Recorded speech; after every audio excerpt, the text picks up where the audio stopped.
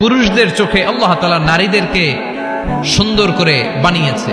নারীদের সৌন্দর্য দেখলে পুরুষ পুলকিত হয়, এজন্য পুরুষের জন্য স্পেশালি আল্লাহ তাআলা জান্নাতের ভিতরে হুরুল জান্নাহ রেখে দিয়েছে।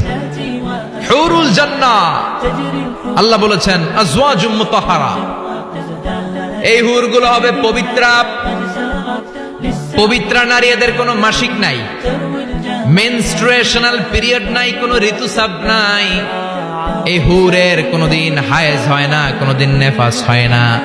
এরা হচ্ছে কাসরাতুত তরফ, ডাগর ডাগর চোখ, হুরুন আইন। ডাগর ডাগর থাকবে এদের চোখ, হরিণের মতো ডাগর ডাগর চোখ, মেঘে কালো কেশ, কাজল কালো চুল, হরিণের মতো ডাগর ডাগর তার চোখ। সুন্দরী,